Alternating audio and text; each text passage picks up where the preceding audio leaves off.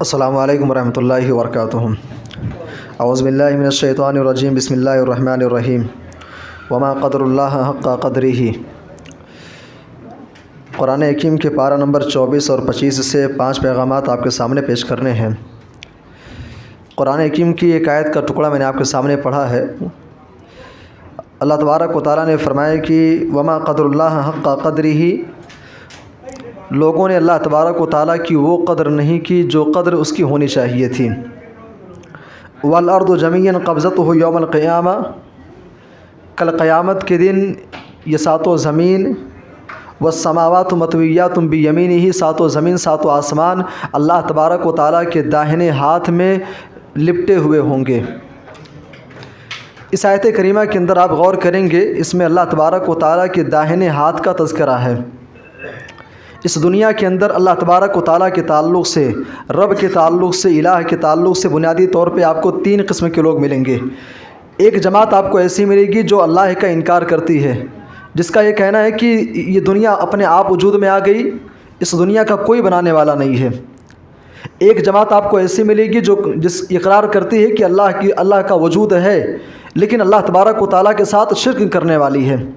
اور ایک قوم، ایک جماعت ایسی ملے گی جس کا اس بات پر ایمان ہے، عقیدہ ہے کہ اس دنیا کو بنانے والی ذات صرف اور صرف اللہ کی ہے، اور وہ اللہ تبارک و تعالیٰ اپنے ذات میں، اپنے اوصاف میں اکیلا ہے۔ اس آیت کریمہ کے اندر اللہ تبارک و تعالیٰ کے داہنے ہاتھ کا تذکرہ ہے۔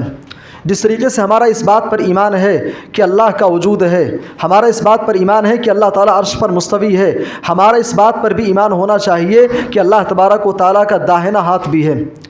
لیکن اللہ کا ہاتھ کیسا ہے؟ ہمارے ہاتھ کے طریقے سے ہے؟ کیسا ہے؟ چھوٹا ہے؟ بڑا ہے؟ اس کی کیا کیفیت ہے؟ کیا صورت ہے؟ بغیر تکییف کے، بغیر تمثیل کے اللہ تبارک و تعالیٰ کے ہاتھ کا تذکرہ کیا جائے گا۔ اور اسی لیے قرآن حکیم داہنے ہاتھ کا تذکرہ کرنے کے بعد کہتا ہے سبحانہ، اللہ کی ذات پاک ہے، یعنی اللہ تبارک و تعالیٰ تمام قسم کے عیوب اور نقائص سے پاک ہے۔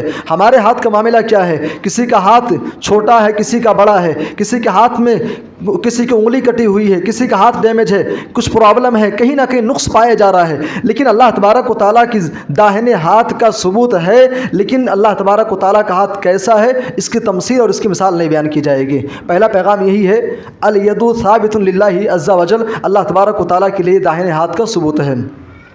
اسی طریقے سے ہمارے اور آپ کے لیے دوسرا میسیج یہ ہے، عذاب القبر حق، عذاب قبر جو ہے برحق ہے۔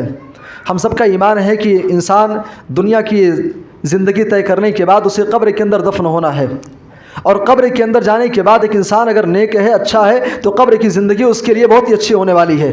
لیکن ایک انسان اگر برا ہے، دنیا کے اندر رہتے ہوئے اللہ کی نافرمانی کرتا رہا، شرک کرتا رہا، تو قبر کی زندگی اس کے لیے جہنم کا ایک ٹکڑا بنا دی جائے گی۔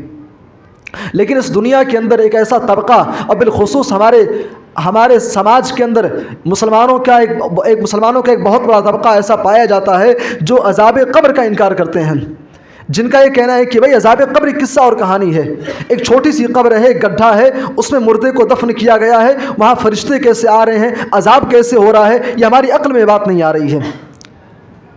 اپنے آپ کو صاحب ایمان بھی کہتے ہیں، قرآن و سنت کا ماننے والا بھی کہتا ہے، لیکن عذاب قبر کا انکار کرتا ہے۔ قرآن حکیم کے 24 اور 25 پارے کا جب آپ مطالعہ کریں گے، ہمارے اور آپ کے لیے میسیج یہ پیغام ہے کہ عذاب قبر برحق ہے۔ اللہ تبارک و تعالیٰ نے قوم فرعون کا تذکرہ کیا، فرعون کے حواری مواریوں کا تذکرہ کیا، اور اس کے بعد قرآن کہتا ہے النار یعرضون علیہا غدوا وعشیا، آگ آل فرعون کے اوپر صبح و شام پیش کی جاتی ہے، صبح و شام آل فرعون کے اوپر آگ کو پیش کیا جاتا ہے۔ وَيَوْمَ تَقُومُ السَّاعَةُ، اور جب قیامت قائم ہوگی تو ایسے لوگوں کو، یعنی فرعونیوں کو اور فرعون کو جہنم کے اندر ڈال دیا جائے گا۔ سوال یہ پیدا ہوتا ہے، قیامت برپا ہوئی نہیں ہے، آخر فرعونیوں کے اوپر آگ کو کہاں پیش کیا جا رہا ہے؟ بہرحال کہنے کا مطلب ہے عذاب القبر حق، عذاب قبر برحق ہے۔ مرنے کے بعد، قبر کے اندر جانے کے بعد ایک انسان اگر گنہگار ہے، نافرمان ہے، تو اپنی بدعمالیوں کے تئیں اسے قبر کے اندر عذاب کا سامنا کرنا پڑے گا۔ اسی طریقے سے ہمارے اور آپ کے تیسرا میسج، تیسرا پیغام یہ ہے، للمؤمن فی الجنہ کل ما تشتہیہ الانفس، ایک ایمان والا شخص جنت کے اندر اس کے لیے وہ سب کچھ ہوگا جو ایک ایمان والا چاہے گا۔ ایک انسان دنیا کے اندر رہ کر کے اللہ کی بندگی کرنے والا، صاحب ایمان کلمہ گو، اللہ کے احکامات پر چلنے والا، مرنے کے بعد جب ایسے لوگوں کو قبر میں دفن کیا جائے گا، حشر بپا ہوگی، حساب و کتاب ہوگا، حساب و کتاب ہونے کے بعد کہا جائے گا ادخلوا الجنہ انتم وازواجکم تحبرون، ایمان والوں سے کہا جائے گا اے ایمان والو تم اور تمہاری بیویاں تم جنت کے اندر چلے جاؤ، ایمان والوں کو کہا جائے گا تم جنت کے اندر چلے جاؤ۔ اور اس کے بعد یطاف علیہم بصحاف من ذہب واکواب، جنت کے اندر جانے کے بعد ان کے ارد گرد چاروں طرف سونے کی کیاریاں اور سونے کے پیالے ان کے چاروں طرف سے گھوم رہے ہوں گے۔ وفیہا ما تشتہیہ الانفس وتلذ الاعین، جنت کے اندر ایک انسان جو چاہے گا اسے ملے گا، انسان کے دل کے اندر جو خواہش پیدا ہوگی جو وہ چاہے گا اسے ملے گا۔ اس آیت کریمہ کو سامنے رکھتے ہوئے ایک نوجوان نے سوال کیا کہ جنت کے اندر سب کچھ ملے گا، کیا جنت کے اندر انٹرنیٹ بھی ہوگا؟ انٹرنیٹ بھی جنت کے اندر ہوگا؟ اب شاید وہ کرکٹ دیکھنے والا تھا، انٹرنیٹ اسے چاہیے IPL دیکھنے کے لیے۔ وفیہا ما تشتہیہ الانفس، جنت کے اندر جو چاہو گے سو ملے گا، جو خواہش پیدا ہوگی سو تم کو دی جائے گی۔ بہرحال یہ تیسرا میسج ہے کہ ایمان والوں کے لیے، جنتیوں کے لیے جنت کے اندر ان کی خواہش نفس کے مطابق سب کچھ دیا جائے گا۔ اور آگے بڑھیں، چوتھا پیغام یہ ہے افضل مصدر للمواعظ والدروس القرآن الکریم۔ اگر کسی کو سمجھانا ہے، کسی کو نصیحت کرنا ہے، درس دینے کے لیے، نصیحت کرنے کے لیے سب سے بہترین مصدر اگر کوئی ہے تو قرآن حکیم ہے۔ قرآن حکیم سب سے افضل اور سب سے بہترین اور سب سے اہم مصدر ہے جس کے ذریعے سے لوگوں کو واعظ و نصیحت کی جائے۔ آج ہمارے سماج کے اندر ایسے لوگوں کی ایک بہت بڑی تعداد پائی جاتی ہے بھائی، جو مستقل طور پہ کتاب لے کر کے 10 دن 15 دن 1 مہینہ 2 مہینہ 4 مہینے کے لیے نکلتے ہیں، اور ایک مستقل کتاب ہے، اسی کتاب کو لے کر کے عوام کے سامنے واعظ و نصیحت کرتے رہتے ہیں۔ میرے بھائی اور دوستو، قرآن حکیم اس کائنات کے اندر سب سے عظیم اور سب سے بہترین کتاب ہے جس کو پڑھ کر کے سامنے والے کو ڈرایا جائے، جس کو پڑھ کر کے سامنے والے کو نصیحت کی جائے، جس کو پڑھ کر کے سامنے والے کو اصول زندگی سکھایا جائے۔ قرآن حکیم سب سے عظیم مصدر ہے۔ قرآن حکیم کہتا ہے وَكَذَلِكَ أَوْحَيْنَا إِلَيْكَ قُرْآنًا عَرَبِيًّا، اللہ تبارک و تعالیٰ اپنے نبی کو خطاب کر کے کہتا ہے اے نبی صلی اللہ علیہ وسلم، ہم نے آپ کی طرف وحی کیا۔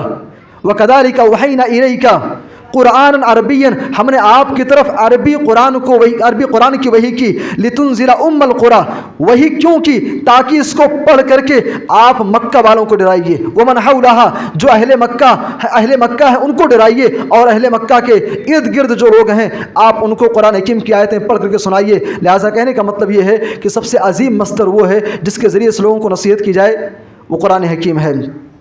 اسی طریقے سے پانچواں اور آخری پیغام یہ ہے قد یکون الطعام عذابا، ایک انسان کی سب سے بڑی ضرورت ہے کھانا اور پانی، لیکن بعض حالات ایسے ہوتے ہیں کہ انسان کے لیے کھانا اور پانی عذاب بن جاتا ہے۔ انسان اگر کھانا اسے نہ ملے، پانی نہ ملے تو انسان مر جائے گا، لیکن بعض حالات ایسے ہوتے ہیں کہ ایک انسان بھوکا ہے، پیاسا ہے، لیکن کھانا اس کے سامنے موجود ہے، کھانا بھی اس کے لیے عذاب ہے۔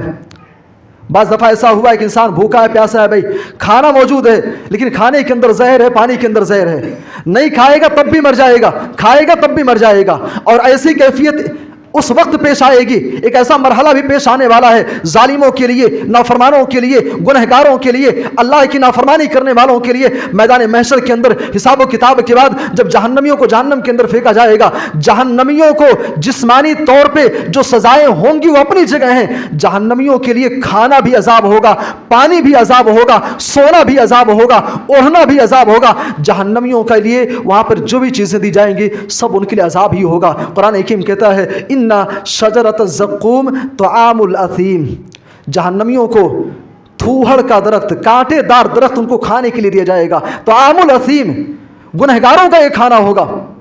اور پینے کے لیے جو پانی دیا جائے گا، پانی کی کیفیت یہ ہوگی، اس کا حال یہ ہوگا فقط ماءہم، ایک جہنمی جب جہنم کے پانی کو پیے گا وہ اتنا گرم ہوگا، اتنا ڈینجرس ہوگا کہ انسان اپنے حلق سے پانی نیچے اتارے گا، اندر کا جو پورا مٹیریل ہے، جتنی تڑیاں ہیں سب کٹ کر کے باتھ روم کے راستے سے باہر آ جائیں گے۔ کہنے کا مطلب یہ ہے قد یکون الطعام عذابا، کبھی کبھار کھانا بھی عذاب بن جاتا ہے۔ سامعین کرام، میں چند باتیں تھیں، اللہ ہم سب کو کہنے سننے سے زیادہ عمل کی توفیق دے، آمین، تقبل یا رب العالمین۔